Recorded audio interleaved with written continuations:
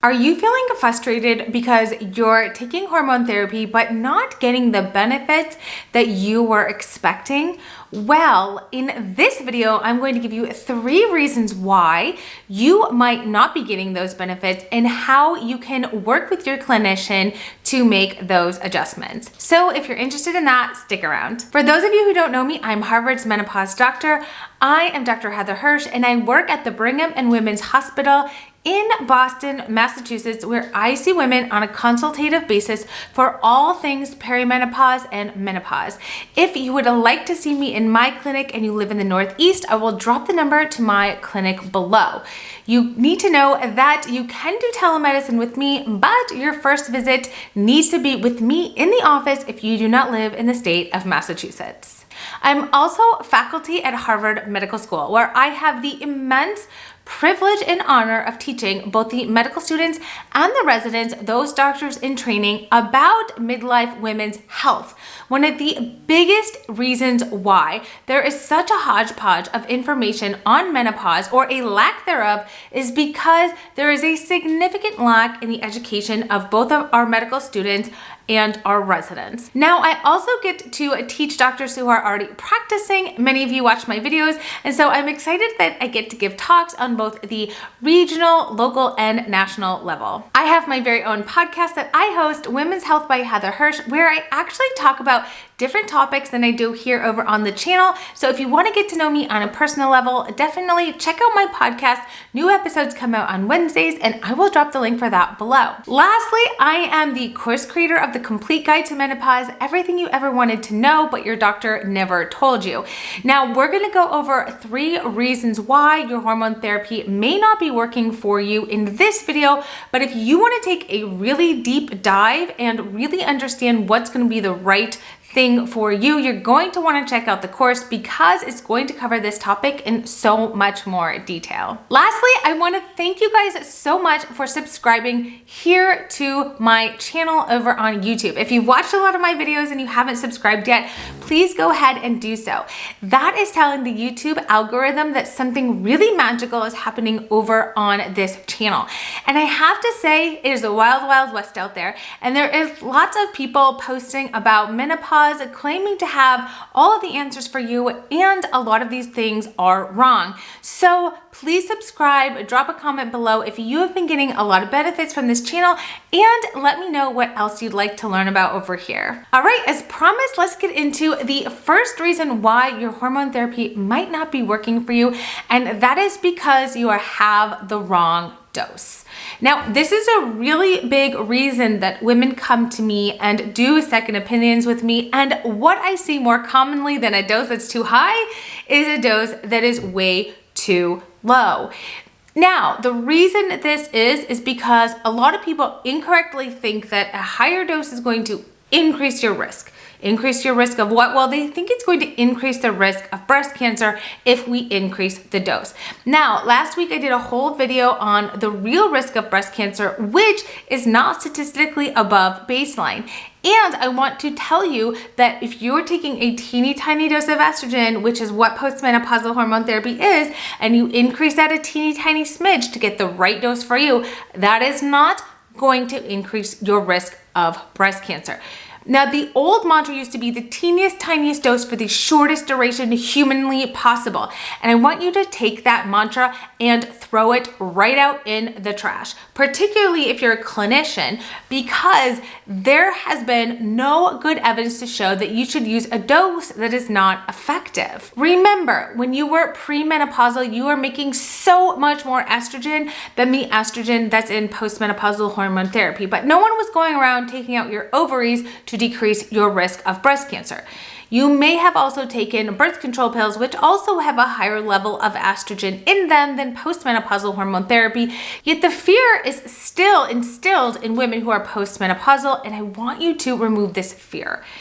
So if your hormone therapy isn't working or you're not getting the benefits, the first thing you need to do is talk to your clinician about increasing your dose. Now, if you wonder how will I know if it's too high, well, certainly your doctor should be checking your lab work and reference range for estrogen levels for women who are on postmenopausal estrogen should be somewhere between 40 and 70, a little bit higher if you're on the younger side.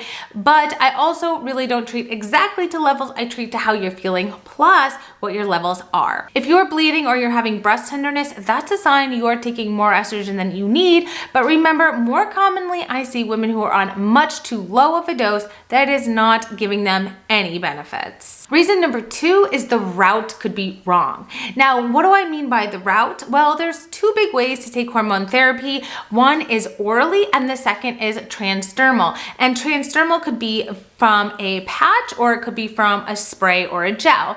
Now, you can also use something called the fem ring, which is something that you place in the vagina and can stay in there for 3 months. But most commonly, I see people either taking oral or a transdermal. And sometimes, for whatever reason, we will find that the route that they are using is simply not working. For example, I have many women come to me on the patch. In fact, I have so many women come to me on the patch. I did a whole video here on which is better, oral or the patch, which you can check out. But for many women, when they're taking the patch, for whatever reason, we increase the dose and they're still not getting the benefits. Sometimes it is the route and it just might not be absorbing very well into your bloodstream through the skin. So we'll change to an oral preparation and boom, they automatically are starting to feel better and getting the benefits. So it was as simple as changing the route. But you may have gotten the idea in your head that the patch is safer or better. And again, that's why I want you to check out that video on patch versus pill, because that's also not necessarily true for many healthy women. Or the opposite could be true. You may be taking it orally, you may be forgetting it, or for whatever reason, you're taking other medications orally and it's not metabolizing well. So when we switch to a transdermal option and all of a sudden my women are getting the benefits that they were hoping to have. So after you try increasing the dose, talk to your doctor about perhaps changing the route to see if that is the issue. Okay, the third thing is it could be the formulation or the formula of your hormone therapy. Now, I did a whole video on a bioidentical hormone therapy, which I'll link up here, in which I go over the difference between FDA-approved bioidentical hormone therapy, non-FDA approved hormone therapy, and a little bit about conjugated estrogens, which are more commonly known as Premarin. Now, I know I'm going to get a lot of comments here about Premarin, but I have to say for some women, this formulation works better than estradiol. And personally, I do not think there is a huge or significant safety difference between estradiol and conjugated equine estrogen. It's really just that we've instilled this idea that estrogen is better if it's plant-based, but sometimes that formulation needs to be changed so that you get the benefits that you need from your hormone therapy.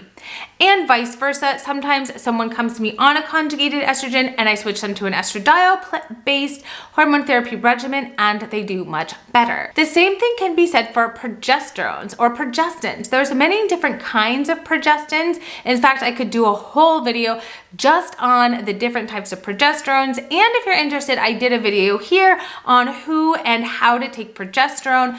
But if we sometimes switch up the progesterone timing or we change up the formulation, that can sometimes make a huge difference on the effectiveness of your hormone therapy. So to summarize, in this video here, I've gone over 3 reasons why you might not be getting the benefits that you were told were going to happen when you started on your hormone therapy. And that is that it's just the wrong dose. Usually it means it's too low.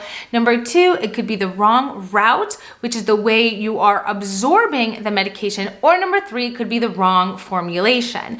Now, I personally have had so much experience in treating women that this just comes second nature to me. But certainly if your doctor is not able to help you with this, seek out a second opinion. Again, a great place to start is my course, The Complete Guide to Menopause, because I'm going to walk you through so much of that. You can also check out the North American Menopause Society's website, which is NAMS, and you can search under Find a Provider to see if you can find menopause experts near you. Now, while I definitely would love to to see you. There are so many menopause doctors across the United States who are absolutely wonderful and knowledgeable, many of whom are my mentors and have taught me. So you are in good hands. I want to make sure if you're seeing another menopause doctor, make sure they are prescribing FDA approved therapy only.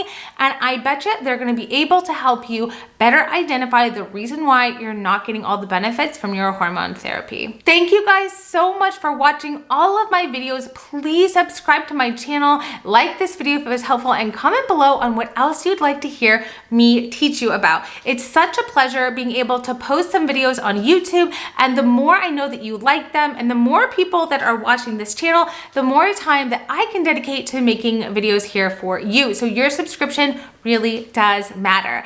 Thank you guys again. You're such a wonderful and passionate audience. If you liked this video, share it with a friend, share it on your social media, post it to Instagram, tag me at hormone.health.doc, and you can also now follow me on TikTok. Yes, your girl is dancing on TikTok. I'm at Heather Hirsch MD. I'll see you guys next week for a brand new video. Thanks again for watching and have a wonderful rest of your day or evening. Bye everyone.